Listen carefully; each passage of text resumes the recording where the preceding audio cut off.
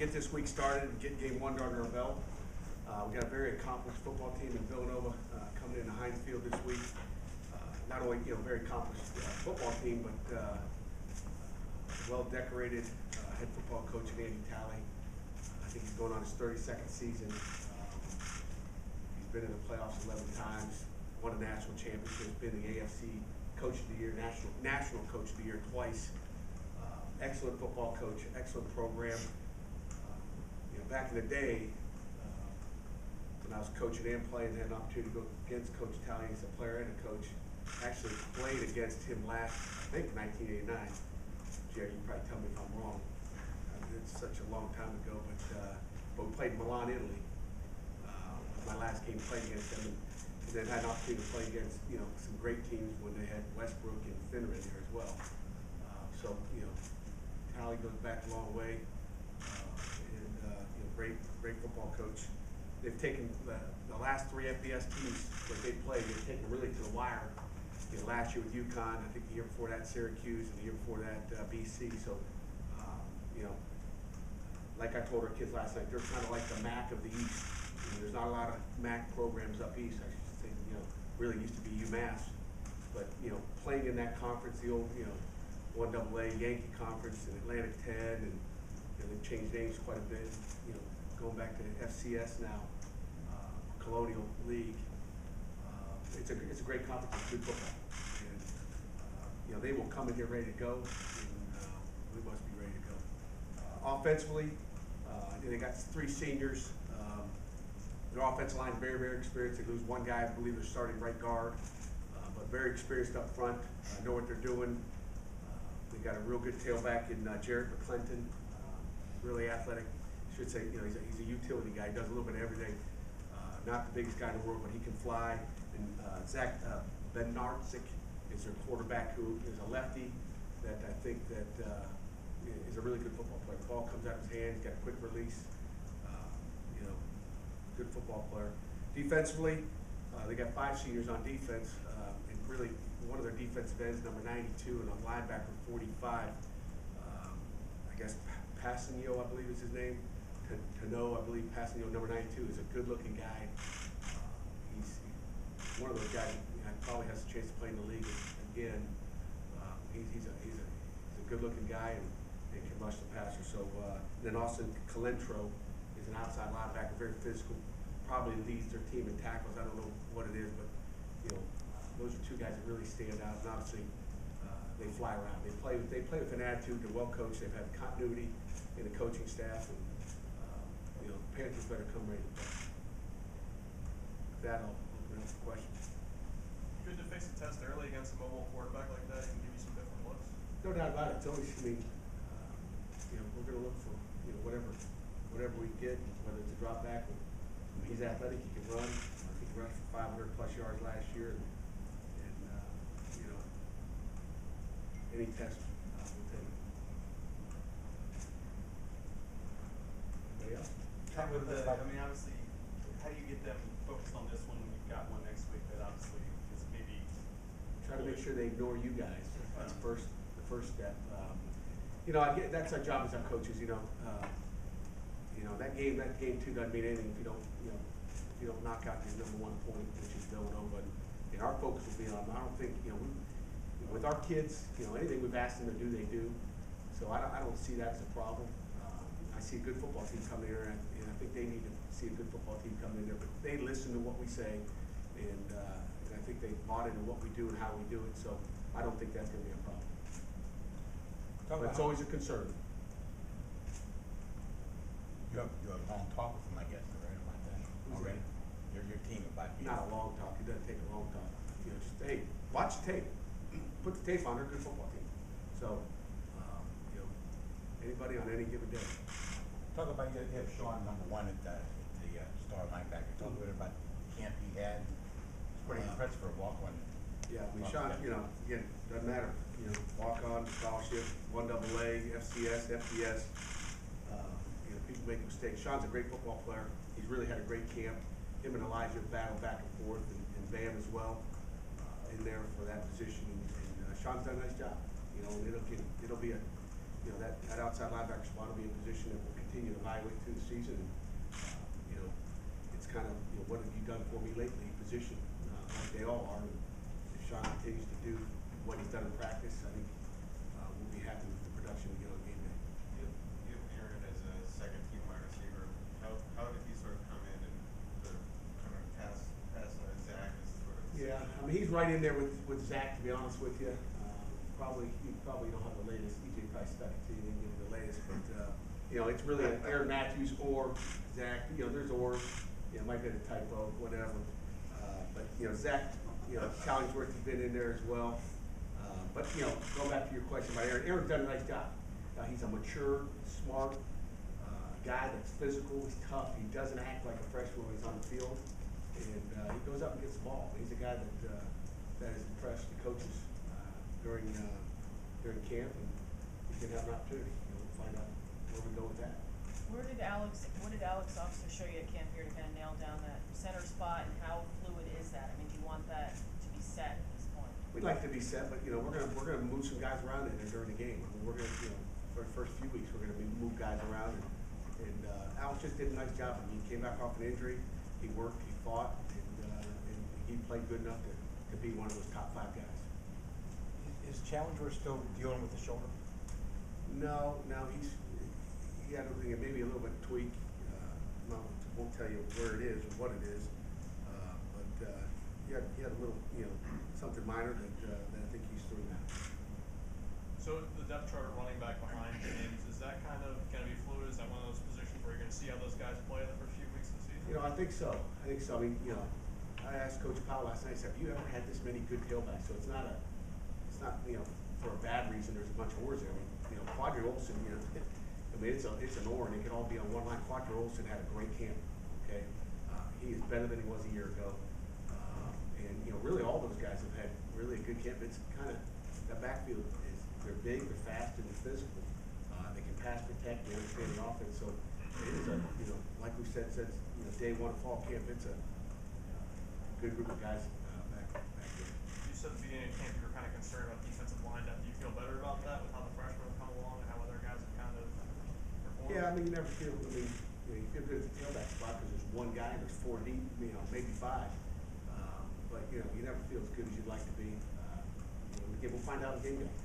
You can feel good in camp when you're playing against each other every day. But what do you feel like when they go against somebody else? They do what they're supposed to do. When the lights turn on Heinz Field.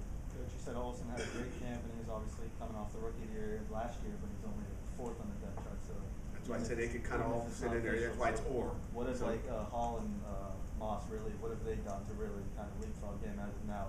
Again, I don't know if it's a leapfrog. I mean, I think it's going to come down to game day and what they do when they get out there, when they get the opportunities, and you kind of go with the hot guy. But all 4 of them have been exceptional, in my opinion.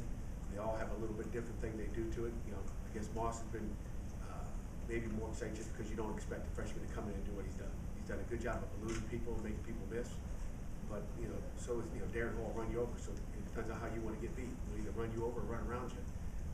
And then Quadri's got a little bit of both.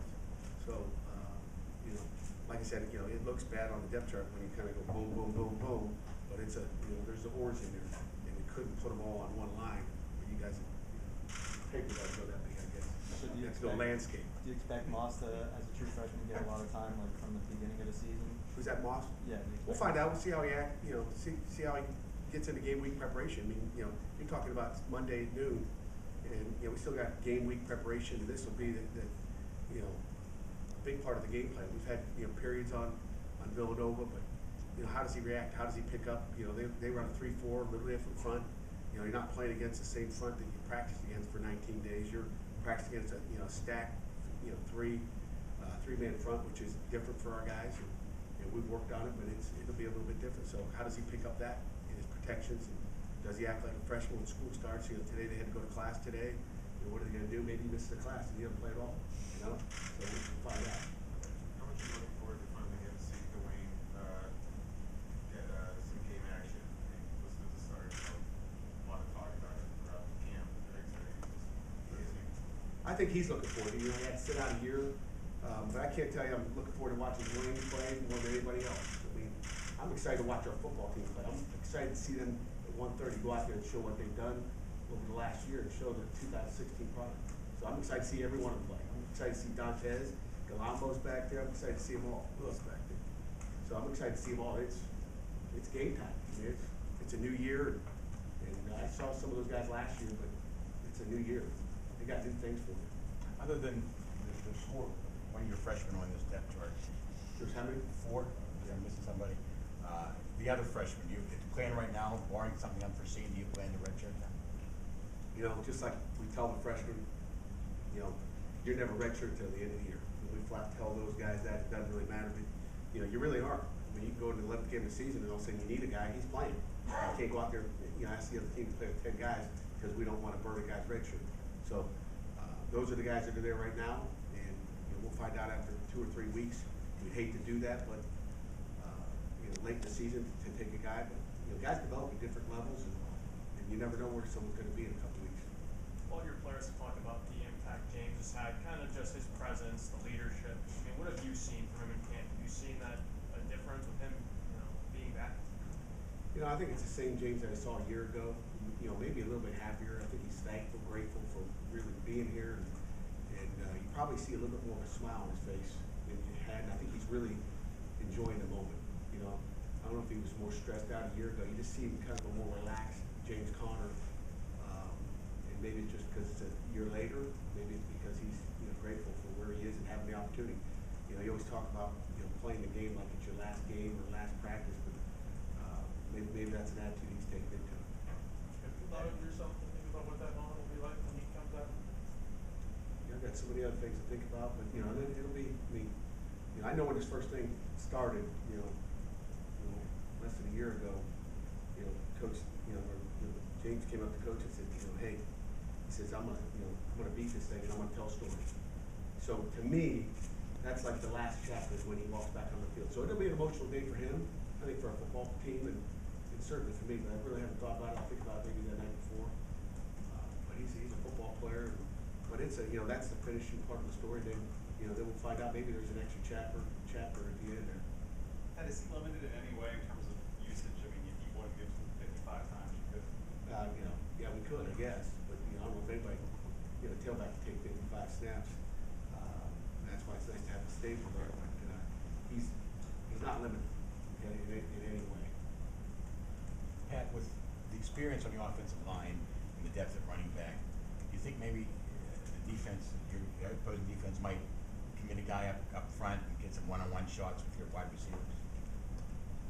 You can ask Andy Talley that, maybe he can tell you. But I would imagine they got to stop the run. I mean, it depends on what their philosophy is going into the game. But I know if I'm a defensive guy and I know they got a core group of tailbacks that can run the ball, be physical, and they got an offensive line that looks and plays like they do, then they got to want to try to stop the run.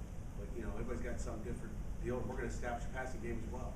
We want to get our passing game going. So we're excited to be able to do both, and that's all philosophies as far as what you want to do defensively or offensively. And we'll find out Saturday afternoon.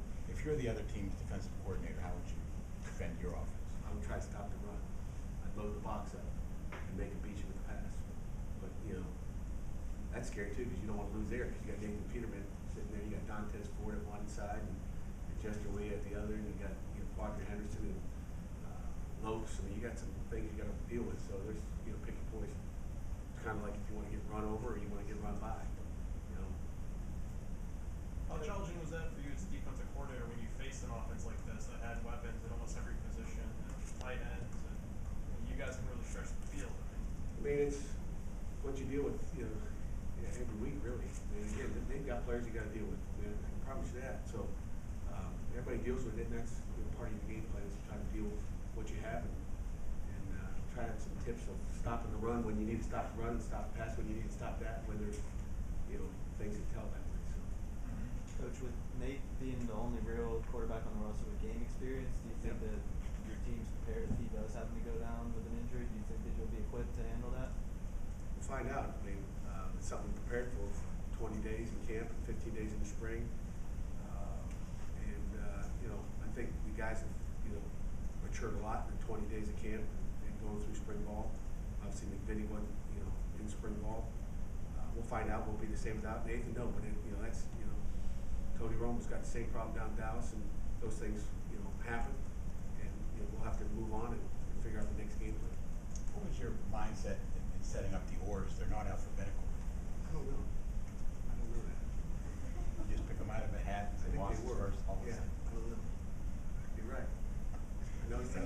I even looked at it as I was walking down the hallway. I was like, a lot of oars there. Oars. Maybe it's based on weight, 210, 225, 230. No, I'm just looking at it. That doesn't work either. Gotta be Well, if you something. choose it does. It's the lighter guys, the heavy It guys. has to be Yeah, something. you got James. Has to be some method the way you're thinking.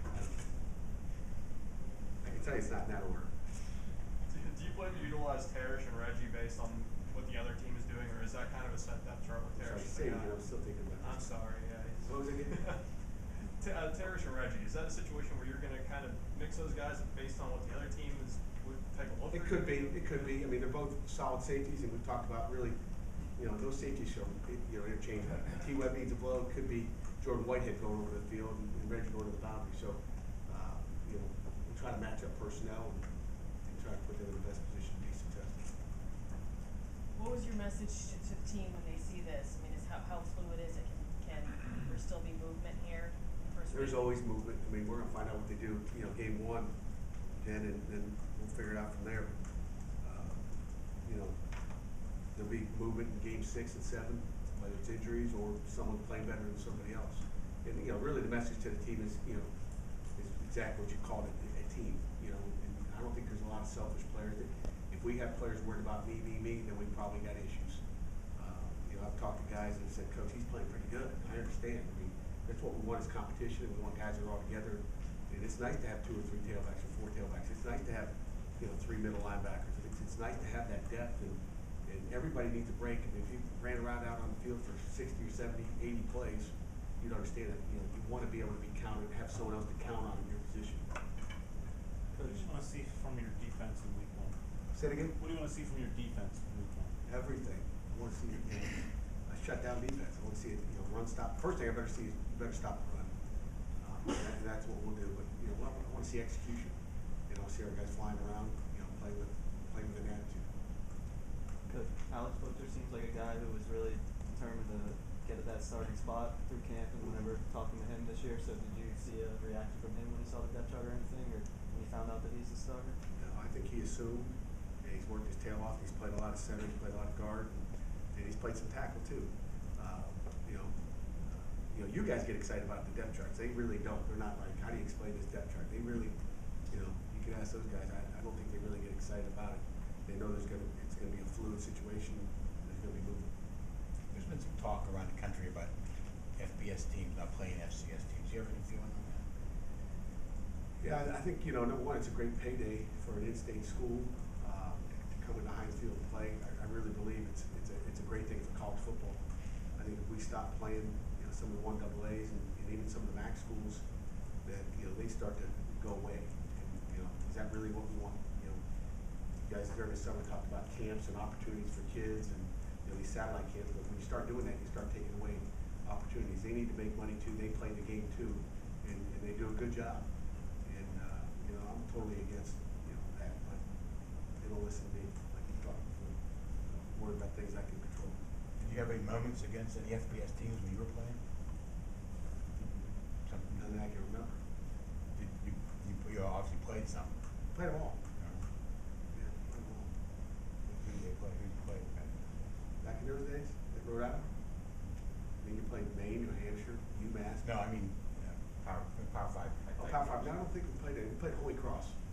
We played Holy Cross within the one. Back in that day, they were pretty good, but we didn't play FBS. But no, we didn't. I think Holy Cross was probably the one. Gordy Lockbaum, remember that guy? You played against him? Yeah. Back in the day. Any final questions?